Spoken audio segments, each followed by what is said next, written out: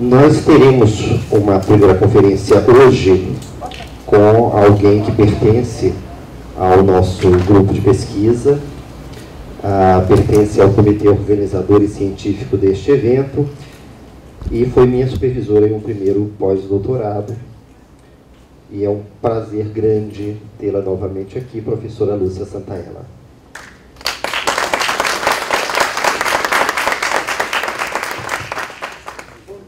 Quero agradecer o convite para dar essa palestra e agradecer também pertencer a esse grupo de pesquisa e esse Media Lab, que aliás nasceu de umas conversações que nós tivemos há alguns anos. E os frutos que está rendendo, né, esse Media Lab, esses frutos são admiráveis. Então, parabéns à universidade, parabéns ao Cleomar. Eu vou ler a minha palestra, e o que eu vou falar é uma palestra que eu fui dando em várias versões, em alguns lugares. O ano passado em Brasília, no encontro lá de arte de Brasília, eu li, antes eu tinha apresentado uma palestra bastante rudimentar, assim, incipiente, sobre esse tema, o quarto paradigma da imagem, lá no Rio de Janeiro, mas ainda estava com as ideias flutuando na minha cabeça. Aí eu comecei, fiz uma primeira redação e li em Brasília, fiquei bastante descontente, vi que o trabalho estava incompleto. Aí no estágio que eu todo ano vou, eu passo uma parte do ano na Alemanha, e lá na Alemanha, naquele inverno, 14 horas por dia, acabei terminando o trabalho, o quarto paradigma da imagem. Ele tem quase 40 páginas, vai aparecer no meu próximo livro, que deve sair daqui 2 meses, que vai chamar Comunicação Ubíqua. E o que eu vou ler para vocês é um extrato, e há 2 semanas eu dei uma palestra similar, porque aqui eu estou puxando a brasa mais para a arte mesmo, para a arte digital, mas eu dei há 2 semanas e acho que está inclusive na rede, porque agora gravam tudo e põem lá no YouTube, então tudo bem. Então, é mais ou menos a mesma palestra que eu li há 2 semanas em Londrina, num evento Campo Expandido. Então, as pessoas ontem se apresentaram também, quer dizer, da onde eu estou falando, né? Qual é a posição? De que posição eu estou falando? E eu tenho que esclarecer isso, principalmente quando vou num evento onde tem muitos artistas, né? Eu não sou artista. Há uns décadas atrás, eu fiz um programa para a Rádio Cultura, Universo Sonoro de Lúcia Santaella. E eu comecei o programa dizendo o seguinte: 12 anos de conservatório, piano, história da música, solfejo, harmonia, 6 anos de violão, 3 anos de canto, 10 de dança, fracassei em tudo. Então, eu não sou artista, mas vivo muito próxima dos artistas, porque tenho também defendido a ideia de que em tempos de mutação nós temos que ficar assim colados no que os artistas fazem, porque são eles que vão desbravando as novas paisagens para a habitação e a sensibilidade humana. E tenho também repetido que temos que ficar muito perto dos jovens, porque eles têm a cifra do presente. Então, é isso aí que eu faço, bem perto de jovens e bem perto dos artistas. Mas eu sou irremediavelmente teórica. Eu sou teórica. Então, mas eu justifico, não é, a minha posição e a necessidade de ser teórica, porque tenho defendido também esta ideia de que a complexidade, aliás, a hipercomplexidade da cultura e da arte contemporâneas são similares à hipercomplexidade da física nuclear e da biologia molecular. Então, não é coisa para amador. Os artistas fazem, a gente tem que ficar muito perto, examinando o que eles fazem para compreender quais são as transições pelas quais o ser humano está passando, mas é necessário que alguém venha e tenha uma cabeça um pouco mais conceitual para tentar sistematizar o que está acontecendo. Então, eu não estou pontificando, mas o que eu vou apresentar para vocês é uma tentativa de sistematização. Quer dizer, como é que se encontra o panorama hoje? E eu estou me restringindo apenas à imagem. A imagem, quando a imagem é produzida dentro de uma vocação estética. Quer dizer, não estou falando da imagem publicitária, não estou falando da imagem cinematográfica, do cinema comercial, eu estou falando da imagem na sua dimensão estética, artística, e, portanto, só para recortar o território para vocês, e vocês vão ver como ele já é extremamente complexo.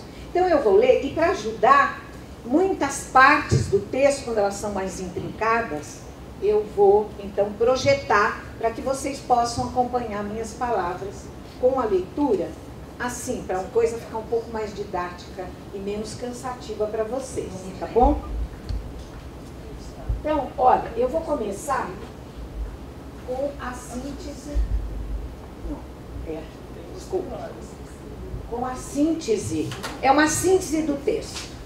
Entre os especialistas nas questões relativas à imagem, têm surgido perguntas do tipo: será que a fotografia não existe mais? Isso anda por aí.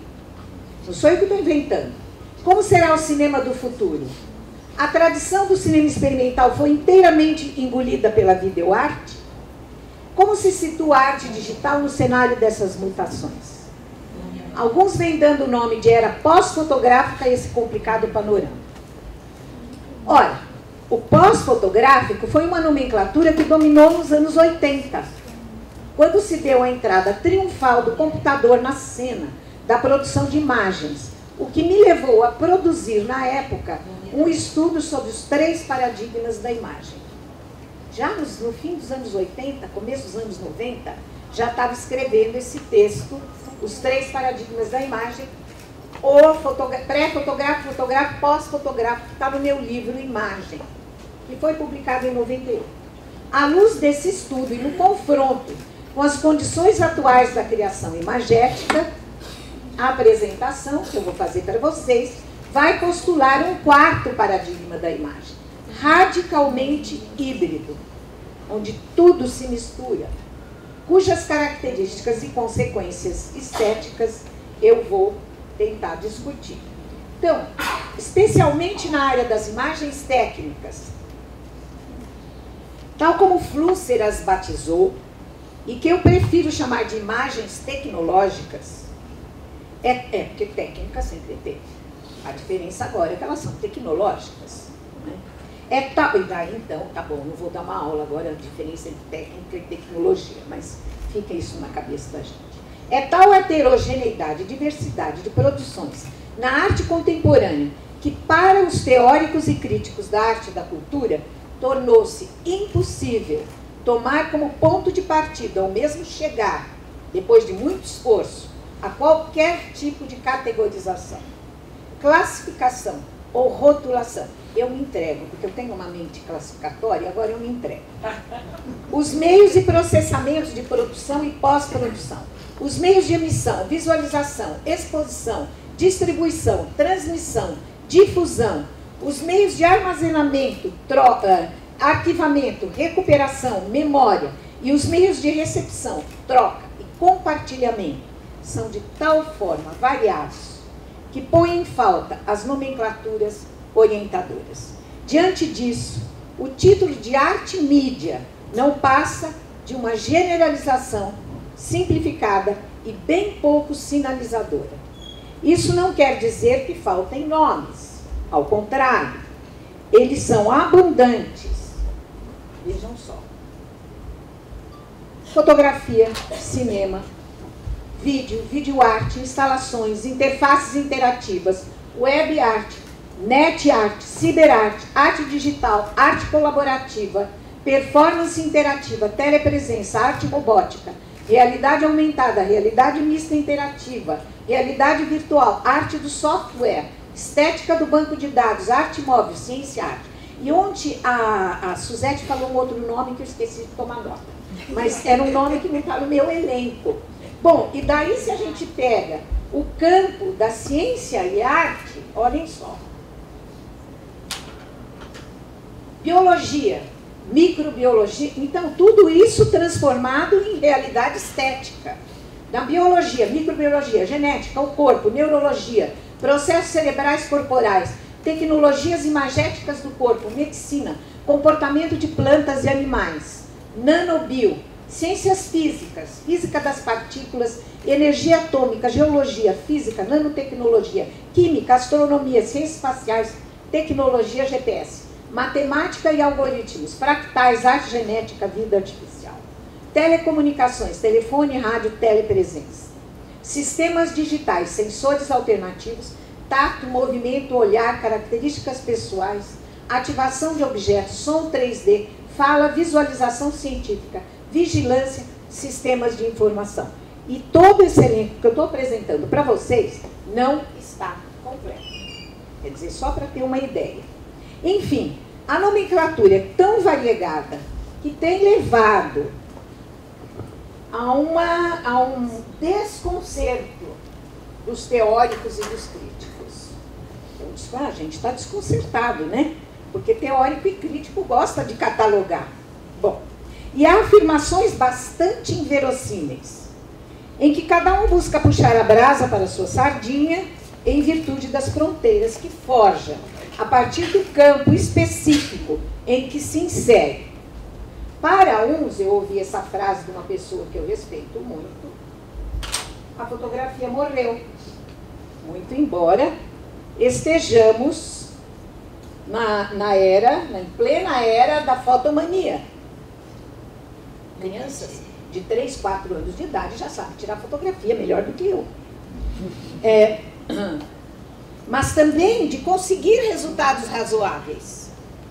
Por isso mesmo é preciso dar razão a Lev Manovich, de que a fotografia, longe de estar morta, é algo semelhante a um vírus que se transmuta ininterruptamente. De fato, como um vírus, a fotografia acabou por se revelar como um código representativo extremamente resistente que tem sobrevivido a todas as ondas de mudanças tecnológicas, o que inclui a computarização de todos os estágios de produção e distribuição culturais. Para o autor, a persistência do código fotográfico reside em sua flexibilidade. Fotos podem ser facilmente misturadas com outras formas visuais, desenhos, designs 2 e 3D, diagramas, etc. Para outros teóricos e críticos, tudo agora virou vídeo. Gente, eu não estou inventando, hein? Eu ouvi. Por isso que eu me pus a trabalhar nesse texto. Por que as pessoas, cada uma fala uma coisa? Na apresentação do livro de Philippe Dubois, Cinema, Vídeo e Godard, Arlindo Machado chama atenção para o fato de que o vídeo apresenta-se quase sempre de forma múltipla, variável, instável, complexa, ocorrendo numa variedade infinita de manifestações. Onde é que o vídeo não está? Não é? Ele está sempre, quase onipresente. Assim, ele pode estar presente em esculturas, instalações multimídia, ambientes, performances, intervenções urbanas, até mesmo em peças de teatro, salas de concerto, shows musicais e raves, sem falar no YouTube, né? Além de estarem associadas a outras formas de espetáculo, as experiências em vídeo são efêmeras, dissolvendo-se nos mais diversos ambientes, o que provocou sua heterogeneidade, sem qualquer possibilidade de padronização. Entretanto, não é isso. Há também voz... Não. É, isso mesmo, desculpe. Há também voz proclamando que quase tudo pode se enquadrar sob o nome de cinema. De fato, tendo o cinema na função de substantivo, os adjetivos pululam. cinema expandido, cinema sinestésico, cinema digitalmente expandido, cinema digital, iCinema, cinema interativo, cinema quântico, neurocinema, cinema imersivo, transcinema, soft cinema, quase cinema, cinema do futuro, cinema de museu, cinema de exposição, live cinema, maquinema. Gostaram? Tá. De acordo com seus defensores, o cinema absorveu para dentro de si muitos dos conceitos de arte, visual ou audiovisual, pois para ele convergem pintura, fotografia, literatura, teatro, performance, sonoridade, até transmutações que chegam a modificar o código genético do cinema. Bom, então agora a gente vai ver qual foi o estupim para essa minha proposta. Tudo isso certamente tem me levado a pensar. E o estupim, porque foi no mesmo dia. Eu ouvi as três coisas. A fotografia morreu, aí tudo virou vídeo, e no mesmo dia eu fui para o México e lá o Philippe Dubois apresentou uma palestra e falou, tudo virou cinema. Eu falei, não, gente, eu tenho que entrar em cena. Tudo isso certamente tem me levado a pensar, e o estupim para a proposta que faço nesta apresentação foi desferido depois de assistir a uma palestra do Philippe Dubois. Todo o respeito por ele, maravilha, ele, brilhante.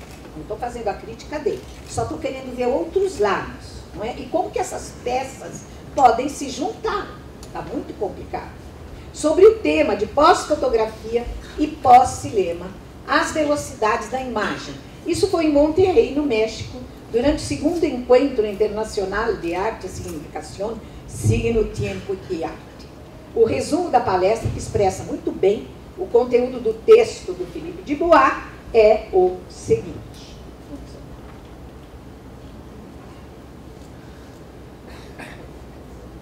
Para Dubois.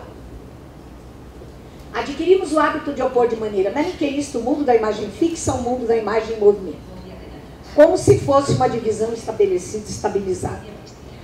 Nos anos 79 e 80, as coisas pareciam claras. De um lado, Barthes impunha o conceito de púlpito, enquanto de outro, a filosofia Bergson-Deleuziana do cinema impunha os conceitos de imagem, movimento, imagem, tempo. Como se uma visão e outra não pudessem existir, a não ser dentro de uma relação de recíproca exclusão. Palavras de Dubois. Nos anos 90, 2000, os regimes temporais da imagem se fizeram consideravelmente elásticos, tornando cada vez mais obsoletas e indiscerníveis as velhas divisões. Essa é, sem dúvida, uma das características mais importantes dos modos contemporâneos da imagem. Já não estamos mais no jogo da foto contra o cine. Estamos mais além, sempre entre os dois. Estamos, por exemplo, no móvel imóvel e no lento acelerado. Eu ouvi o Dubois e pensei, graças a Deus eu sou antropofágica. Ou seja, eu não fico no contexto francês. Tanto é que nessa época, anos 80, 90, nós estávamos aqui no Brasil já envolvidos, um grupo grande envolvido em pensar o impacto que a computação gráfica naquela época estava, um frisson na época, estava provocando nas imagens fotográficas e não ainda cinematográfica, porque nós não estávamos ainda no mundo digital imersos como nós estamos hoje. Em primeiro lugar, chamar as imagens contemporâneas de pós-fotográfico e pós-cine é no mínimo anacrônico. As expressões imagem pós-fotográfica e infográfica ou imagem de síntese foram utilizadas com bastante frequência nos anos 80, quando o aparecimento da computação gráfica e das imagens fractais estava causando muita comoção cultural. Que o questionamento sobre o desaparecimento da oposição entre foto e cine e a expressão pós-fotográfico tenham voltado a circular quase 30 anos mais tarde é não só indicativo de certo anacronismo, mas não adianta falar que é anacrônico, porque voltou a funcionar. É sintomático de novas transformações no universo das imagens tradicionalmente analógicas, fotografia e cinema, que estão levando à emergência de questões que não estavam presentes no contexto dos anos 80. Além disso, é preciso notar que, embora eu critique a divisão entre foto e cine, em prol, o Dubois, desculpe, ele critique a divisão entre foto e cine em prol de uma realidade intersticial entre ambos, Dubois continua ainda preso ao universo da foto e do cine. Não obstante a enorme proliferação de manifestações das imagens artísticas contemporâneas, que não se enquadram nessa linha de tradição. Basta ver a fartura de nomes que aparecem, não é? Quando eu já elenquei no começo do texto, para caracterizar as misturas inextricáveis que hoje afetam o fotográfico, o cine, o vídeo e, sobretudo, a arte digital. Foi certamente a nomenclatura de pós-fotográfico utilizada por Dubois que me levou de volta. Claro, eu não teria nunca voltado aos 3 paradigmas de imagem, nem teria lembrado deles, publiquei em 98, mas comecei a trabalhar fazia tempo. Eu não teria voltado, não fosse ele chamar agora de pós-fotográfico outra vez. Falei, nossa, olha que interessante. Que me levou de volta a debates que se realizaram em nosso meio nos anos 90. Tem até uma revista publicada da Unicamp, Imagem, onde eu publiquei a primeira vez o texto, os 3 paradigmas da imagem. Então, um trabalho que comecei a elaborar já no fim dos anos 80, que foi publicado em partes e só chegou à sua forma final em 98, no diálogo crítico, também com teóricos internacionais, que na época enfrentavam os desafios introduzidos pelas imagens infográficas, tais como Couchot, Guerrilhot. Eu discordei deles, eu disse que faltava semiótica para eles. Trata-se de pesquisa sobre aquilo que passei a chamar de 3 paradigmas da imagem: o pré-fotográfico, o fotográfico e o pós-fotográfico. E se a gente olhar, os 3 continuam absolutamente vivos e se transformando no meio dessas mutações. À luz desse estudo, considero equivocado o uso da nomenclatura de pós-fotográfico para o atual panorama das imagens. Essa nomenclatura foi importante nos anos 80, quando se deu o surgimento da computação gráfica e das reviravoltas que ela provocou no paradigma fotográfico, que na sua natureza de paradigma não englobava apenas a fotografia, mas todo o regime de visualização baseado no registro de fragmentos da realidade perceptível: cinema, televisão, vídeo e holografia. Portanto, que as novas condições e regimes atuais me levam a postular é o 4º paradigma da imagem, um paradigma radicalmente híbrido. Eu gostaria de chamar de intersticial, mas o nome é muito pedante, mas eu adoro intersticial, então eu chamo de híbrido. Antes de apresentá-lo, relembremos rapidamente os 3 paradigmas, sem os quais o paradigma híbrido não pode ser compreendido. Os 3 paradigmas da imagem. O paradigma pré-fotográfico foi um trabalho bastante ousado, porque eu peguei toda a história secular da imagem, não tem 3, mas agora começa a fazer muito sentido. O paradigma pré-fotográfico inclui todos os tipos de imagens artesanais: desenho, pintura, gravura. A gravura já estava fazendo a transição para o paradigma da reprodutibilidade. O fotográfico se refere às imagens que, graças a uma câmera que captura parte do mundo visível, pressupõe uma conexão física e dinâmica entre imagem e objeto. Imagens que, de alguma forma, trazem o traço. Então, vou apresentar agora a hibridação enunciada. Aspecto importante a ser levado em consideração, espera um pouquinho só, antes disso. Digno de nota nesse trabalho sobre os 3 paradigmas, é que, ao final do texto, já em 98, anunciava a tendência para o paradigma híbrido. Já estava lá essa tendência. A tendência das misturas entre os paradigmas, que sem dúvida abria as portas para o hibridismo radical que a imagem contemporânea hoje nos apresenta. Então vamos ver o que já era previsto naquela época, 98. O aspecto importante a ser levado em conta na proposta dos 3 paradigmas da imagem é o das misturas entre os paradigmas. Eles já apareciam lá.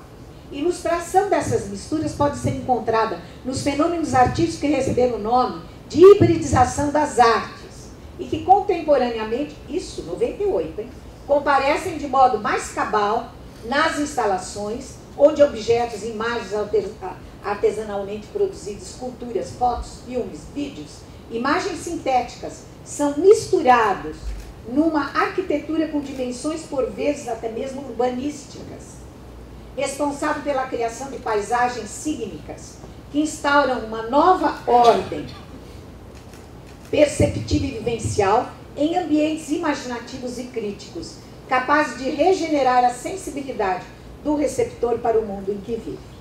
A constatação ia ainda mais longe ao reconhecer... Passou?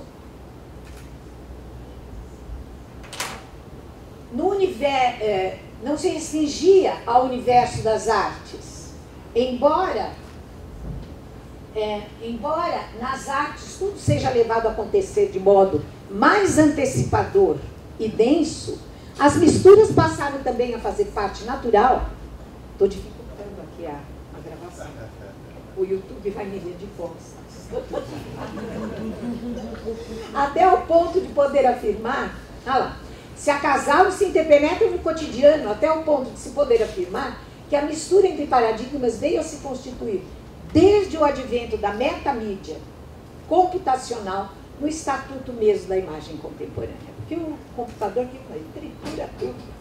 Nessa medida, a revolução que o paradigma pós-fotográfico provocou sobre a fotografia foi apenas um prenúncio do abalo sísmico que viria também provocar nos outros meios próprios do paradigma fotográfico, tais como o cinema e o vídeo. De fato, o que caracterizou desde sempre o paradigma pós-fotográfico é sua capacidade para absorver e transformar os paradigmas anteriores até o ponto de se constituir em um quarto paradigma da imagem, o paradigma híbrido.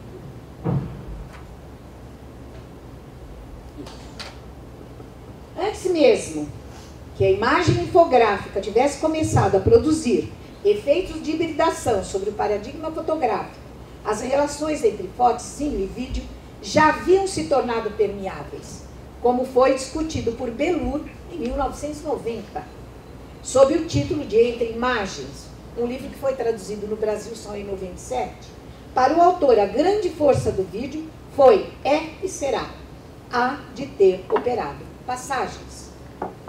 Se a gente compara o vídeo com o computador hoje, vira brincadeira de criança. O potencial do vídeo para misturar imagens. O computador hoje leva isso à enésima potência. Desempenhando o papel de um atravessador, o vídeo realiza as passagens entre móvel e imóvel, entre a analogia fotográfica e o que a transforma, de modo a produzir entre foto, cinema e vídeo uma multiplicidade de sobreposições de configurações pouco previsíveis. Enfim, o vídeo, com tudo que ele implica, nos fez adentrar um outro tempo da imagem, 1990. Então, esse móvel e imóvel que está perturbando de boa agora, o Belur já falou isso em 1990. Ou seja, eles estão agora brigando. Então, é verdade. O Belur escreveu um livro agora, A Querela dos Dispositivos. Então isso aí eu não passei, vamos lá. Um minuto que tem aqui. Todas essas misturas percebidas, é que tem aqui, tá aí. Do ponto de vista da foto, do cinema e do vídeo, insinuaram uma nova estética, configurada a partir da diversidade dos dispositivos e de experiências que caracterizavam um lugar intermediário de instabilidades, multiplicidades e hibridismos. Essa estética emergente estava preparando o terreno para a era das hibridações mais abrangentes, constitutivas do quarto paradigma da imagem. Quando o computador deixou de ser uma caixa fechada para produzir imagens textos e guardar arquivos. Mais ainda, quando as interfaces gráficas abriram as comportas para o envio, troca e compartilhamento de dados multimídia, as misturas entre mídias e linguagens tornou-se regra. Não se trata mais de passagens, como queria o Belu nos anos 90, mas de, pus em letra grande, genealogia das imagens. Uma genealogia em que elas já se engendram nas misturas. Então, na própria gênese da imagem, as misturas já estão lá. Então, no campo das artes, que na falta de um nome melhor, ainda continuamos chamando de visuais, as misturas entre mídias e linguagens são de tal monta que se tornou quase impossível encontrar nomes adequados para a complexa malha de softwares, dispositivos, meios de transmissão, arquivamento, recuperação e exposição que nelas se concentram.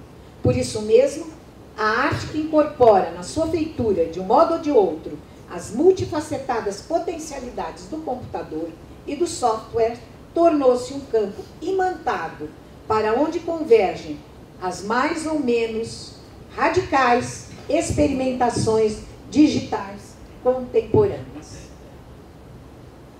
Constatar a intricada malha dos híbridos de que resulta a atual impossibilidade de categorização não deve funcionar como um álibi. Tá tudo misturado, então eu não preciso nem pensar. É só falar que tem mistura e pronto, que é o que a maior parte das pessoas faz. Não. Eu sou teórica, então eu vou lá, eu tenho que deslindar, eu tenho que perscrutar o que está acontecendo. Não deve funcionar como um álibi para nos livrar do esforço de buscar as fontes e examinar a evolução das formas inventivas da imagem em cada um dos campos. Foto, filme, vídeos, artes. Formas que no estágio atual aparecem inextricavelmente imbricadas.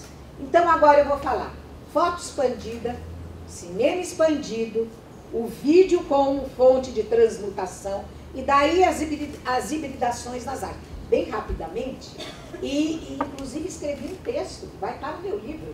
Falei, tudo está expandido, e escrevi um texto, literatura expandida. Então vamos lá, fotografia expandida. Millepole, 1985, deve ter sido um dos primeiros, se não o primeiro, a utilizar a expressão fotografia expandida.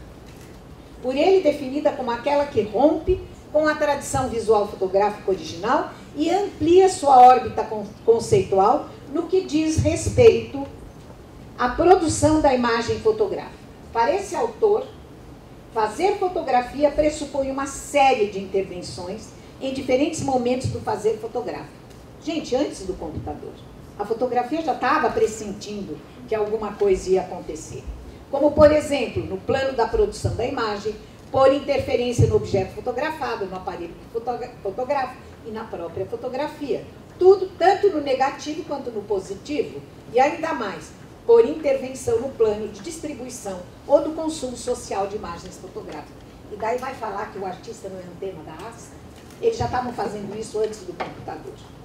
Então, assim, catalogar as manifestações das artes visuais, incluindo a fotografia, tornou-se muito difícil, frente à eliminação das fronteiras entre as diferentes formas de expressão, produção e circulação de imagens no mundo contemporâneo, pós-computador.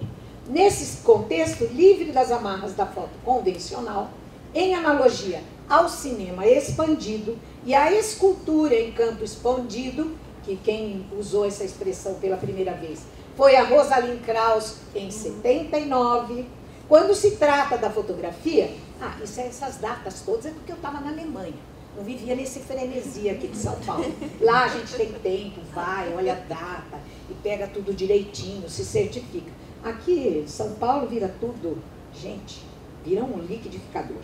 E a escultura em campo expandido de Rosalind Krauss, quando se trata da fotografia, as diversas experiências que têm conduzido a um vazamento de suas fronteiras têm sido chamadas de fotografia expandida. Então vamos ver alguns exemplos, porque falar da imagem sem mostrar a imagem fica um pouco chato.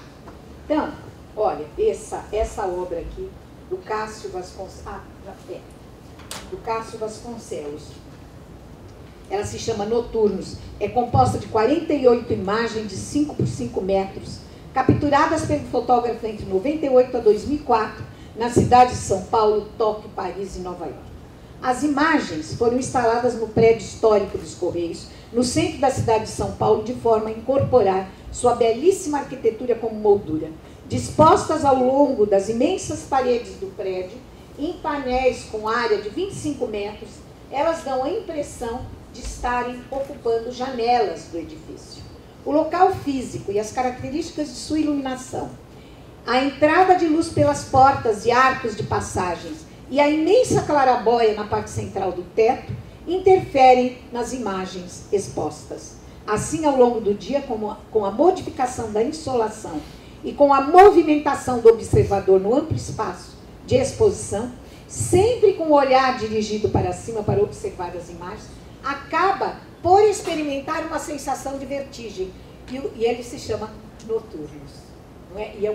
E o ambiente é de excesso de luz. Bom, agora vamos ver um outro trabalho do Cássio Vasconcelos, que se chama Uma Vista.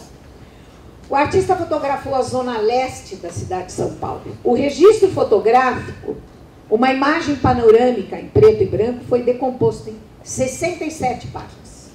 Os fragmentos da imagem foram ressignificados em 67 novas fotografias, cada uma dotada de significado próprio e de primorosa qualidade técnica. No período da apresentação, essas fotografias foram penduradas no teto do espaço expositivo, podendo ser apreciadas como imagens de conteúdos independentes, já que não havia nenhuma referência à fotografia original. Entretanto, havia um único ponto assinalado na sala, e ao se posicionar sobre esta marca, o observador se deparava com uma sensação mágica, a da recomposição dos 67 fragmentos numa única imagem da cidade de São Paulo. Então, num único ponto no espaço, elas se juntavam e formavam essa imagem.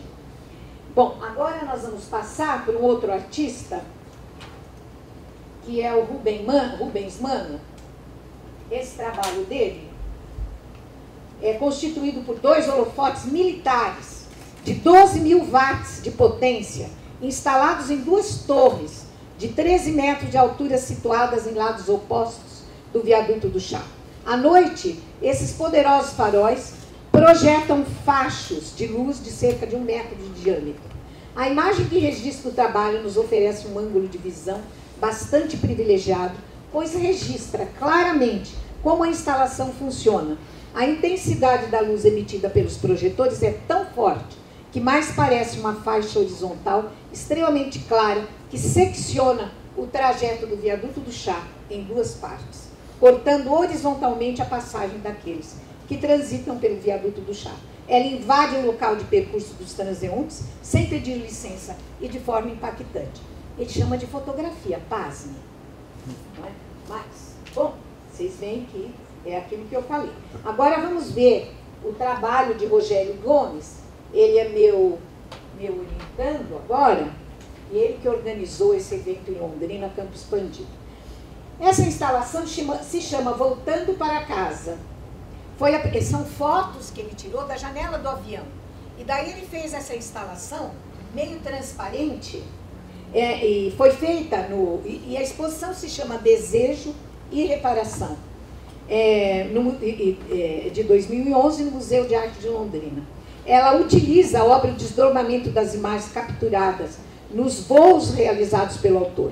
A instalação utiliza como suporte mobiliário expositivo desenhado por Lina Bobart, originalmente para o MASP, onde são adesivadas as fotografias impressas em plotter sobre vinil adesivo. Dá essa sensação aérea, né, de estar ainda dentro do avião. Além disso, a obra estabelece um diálogo associado com a arquitetura de Vila Nova Artigas, neste caso o projeto para a rodoviária de Londrina, hoje atual Museu de Arte de Londrina. Nesse contexto, o conceito da obra, Voltando para Casa, faz todo sentido. Mais uma imagem. Bom, para Dubois, trata-se em tudo isso é espetacular em Dubois. Tudo isso se trata de um estado da imagem. Não é? Aqui, grifado, não é? É dele essa expressão, em que obras, tanto em foto quanto em cinema e vídeo, não são mais imagens singulares ou objetos isolados, e sim conjuntos articulados, agenciados, organizados no espaço e tempo, isto é, finalmente, exposições. A instalação em foto, vídeo, é uma obra exposição, o que engloba também o que vem sendo chamado de cinema expandido. Não estou me dando bem com esse. Cinema expandido. Uma recente publicação sobre cinema expandido, de 2011, enorme essa publicação, coletânea reunindo vários autores, alguns também artistas, numa edição da Tate, em Londres, Tate Publishing, deve se constituir um dos mais exaustivos estudos sobre o tema, cobrindo o cinema expandido desde os seus primórdios até os dias de hoje, ou seja, desde os anos 70, né, quando esse nome começou a ser usado, anos 70, cinema expandido, Youngblood, né, que tem um livro sobre isso, é o que está se fixando, esse nome, cinema expandido, para caracterizar um campo muito amplo e diversificado que acaba desaguando no mesmo oceano em que a atual videoarte e muitas criações em arte e mídia também desaguam, a maneira de campos que correm paralelos e vão convergindo gradativamente até se encontrarem um destino similar, o da hibridização e miscigenação em que todas as fronteiras se borram. O cinema experimental, na atualidade, entra em uma linha de continuidade que, partindo do cinema experimental dos anos 70 e do cinema de atrações, continua nos híbridos computacionais que se misturam com o espectador ativo, com a escultura, colagem, dramaturgia e representação, performance.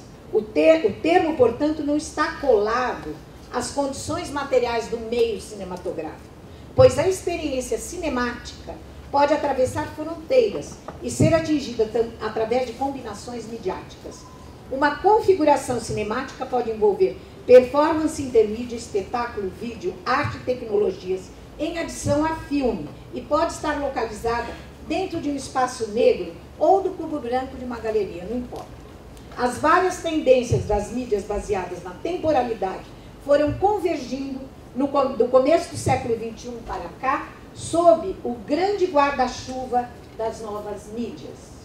Diante disso, muitas atividades de cinema expandido buscam versões análogas às atuais interfaces de usuários, criando conexões abertas entre os artistas e uma mecânica de produção e visualização e ligação com as práticas das novas mídias. Foi o vídeo, e mais especificamente a videoinstalação, que reforçou e selou o laço entre cinema e arte, pois foi justamente o vídeo que introduziu o cinema no universo dos museus e arte contemporânea. Então vamos ver alguns exemplos. Essa exposição, por exemplo, do Isaac Julian, no Geopoéticas, aqui a gente está vendo uma imagem estática, e, infelizmente eu não tenho vídeo para mostrar, mas ele faz uma fusão ritmada de elementos de documentário, ficção, artes visuais, poesia, música e coreografia. Essa exposição apareceu no Sesc Pompeia, em São Paulo, em setembro de 2012. Ele dá o nome de cinema às suas obras. Sem dúvida, um cinema que prima pela hibridação de linguagens e gêneros e que, na multiplicidade das telas, na fragmentação e diluição da narrativa e na espacialização das imagens, reinventa o cinema. Na Documenta de Kassel, também na última Documenta, de 2012, tinha uma obra do Kempfert também, que era muito parecida. A sala era uma instalação, as cadeiras viradas para tudo quanto é lado. E em todas as paredes ele projetava narrativas fragmentadas também, muito similares às do Julian. De acordo com o parente Carvalho, são os deslocamentos do dispositivo cinematográfico, quando atravessado pela imagem eletrônica e numérica, que levam as obras a deslizarem para dentro de museus e galerias. O parente chama isso cinema de museu, ou cinema de artista, mas a expressão que tem se solidificado é cinema de exposição. Mas eu prefiro, e eu acho que esse é o nome que está pegando, cinema expandido. Então, no Brasil, a Kátia Maciel usa o imaginativo nome de transcinemas para as formas híbridas entre a experiência das artes visuais e do cinema na criação de um espaço para o envolvimento sensorial do espectador. E porque é a presença do participador, essa presença ativa, que aciona a trama desenvolvida. Daí a exposição Perceptum Mutantes, sobre a curadoria de Daniela Bolso. Tem aqui uma imagem dela. No Museu da Imagem do Som, em 2010, reuniu obras de 4 artistas argentinos e 2 brasileiros, acionando dispositivos robóticos, programação numérica, sensores e outros recursos tecnológicos. Eles chamam suas obras de cinema. Vocês viram o que eu falei, né? A pessoa dá um nome de acordo, sei lá, com a filiação, ou afetividade, ou aproximação, mas por que cinema? Tem até robô no meio? Então, por que não chama de arte mídia? Arte digital, web art, sei lá. Bom, então, nessa mesma exposição, a Kátia Maciel apresentou A Sombra, uma de suas obras de transcinema. É lindo esse trabalho, porque você entra, né? O visitante ele senta no banco do jardim audiovisual e ele é cercado da paisagem de uma praça pública. E a presença dele vai modificando o espaço, não é? Que ele tá, o espaço tem sensores. E daí ela tem um outro trabalho também nessa mesma exposição. Ela semana passada teve uma exposição dela, eu não tive tempo de ver, lá em São Paulo. Então, essa outra imagem, as ondas, em uma tela absorvente de parede inteira, as ondas no mar, no seu ritmo natural de ascensão e queda, são acionadas em sincronia com os movimentos do participante no espaço. Então, ainda sob o nome de cinema, há obras que no seu hibridismo parecem levar o cinema ao limite de sua linha de fuga. É o caso da obra de Anthony McAll, exposta em Berlim em junho de 2012. Chama de cinema.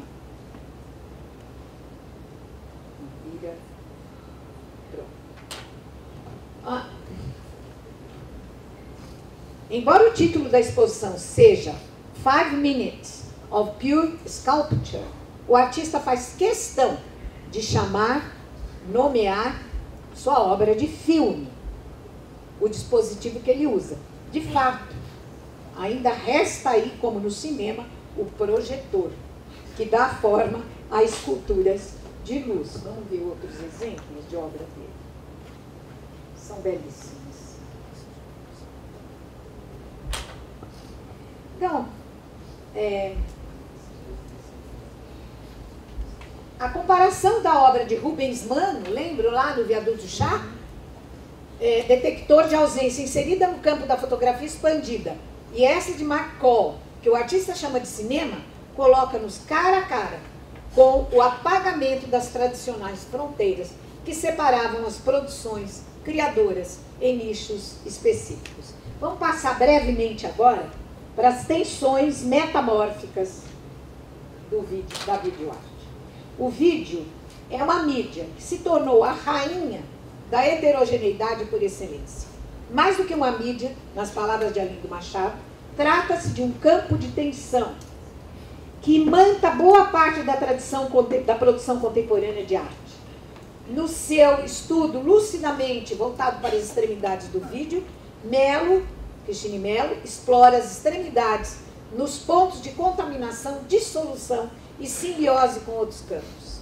É, portanto, para as hibridações do vídeo, na sua natureza mutante, próprias do quarto paradigma da imagem, que a autora dirige seu foco. Duguay, Anne-Marie Duguay, é certeira ao afirmar que o problema agora não é mais o da natureza em si do vídeo, mas sim o de sua contribuição para a arte infinitamente plural. Adoro ouvir isso, porque eu tenho defendido o pluralismo da arte contemporânea, e quando os críticos de arte vêm e dizem a arte contemporânea está agonizante, eu falo, a cabeça deles.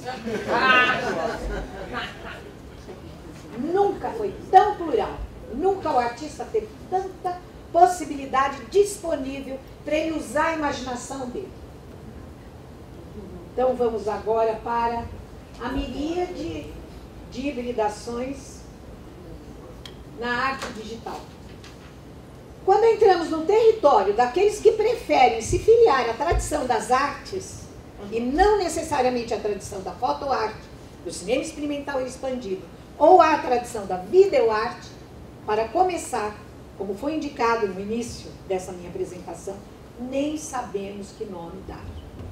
A multiplicidade e diversidade das artes que fazem uso prioritário dos recursos computacionais, práticas criativas tão presentes no panorama contemporâneo. Diante disso, são tantas as misturas e hibridismos que a afiliação a um campo ou outro da produção é tão somente uma questão de escolha do fotógrafo, do cineasta, do videoartista ou do artista, ou é a resultante da maior intimidade de cada um com a história e a condição presente de um tipo de dispositivo. Mas isso não ajuda em nada a quase... Acabando, viu? Vocês estão um pouco cansados. Da quase impossibilidade de categorização ou apontamento de tendências da arte digital no mundo de hoje. Seria como tentar mapear todas as ciências, os diferentes ramos e desdobramentos de cada uma, seus cruzamentos e perspectivas, uma tarefa que até mesmo um time de investigadores teria dificuldade de levar a cabo. A arte é tão complexa quanto a ciência. Agora, as pessoas acham que quando se fala de arte, é como futebol, todo mundo entende. Em 2003, impus-me a missão de tentar sistematizar as linhas de força e tendências da arte digital. Está lá no meu livro, Culturas e Artes do Pós-Moderno, do Pós-Humano. Esse esforço, em muito pouco tempo, teve que ser repetido para acolher os projetos de mídias locativas e de arte móvel, resultantes do estouro das mídias móveis e geolocalizadas, assim como atentar para as novas práticas de realidade ubíqua, mista e aumentada. Ainda munida do afã de categorizar, realizei em 2011 um levantamento comentado das tendências de arte e ciência, que não obstante o pouco tempo percorrido, já menos de 2 anos, já está desatualizado. Tudo isso até chegar à conclusão de que, se não foram vãs, porque sempre cumprem uma função documental, essas tentativas perderam o valor de atualidade e uma rapidez difícil de acompanhar. Essa conclusão acentuou-se depois da experiência da Documenta 13, de Cássio, em 2012, na qual tudo, absolutamente tudo, se misturava num retrato fiel das condições pluriformes da arte contemporânea. De fato, as potencialidades para as hibridações, não só de materiais e meios, mas também para as passagens cada vez mais imperceptíveis entre o mundo presencial e o mundo ciber, e o mundo artesanal também, estão crescentemente se diversificando, o que tem levado às distinções entre real e virtual para o crepúsculo, graças a Deus, aquela baboseira lá do filme Matrix, situando-nos decididamente no quarto paradigma da imagem. De tudo que foi aqui exposto, pode-se concluir. Pode-se concluir que é tal a profusão de materiais, suportes, meios, dispositivos e tecnologias fortes ou fracas, complexas ou simples, caras ou acessíveis, que o artista tem hoje ao seu dispor, que o desejo é o seu motor e a imaginação é o seu limite. Ou seja, a liberdade de que o artista hoje dispõe, diante da imensurável multiplicidade de materiais, dispositivos, tecnologias, mediações, pós-produções, é o tributo que hoje ele paga à fonte de Duchamp. Algo mais paradoxal do que essa junção entre o tributo e a liberdade? Obrigada.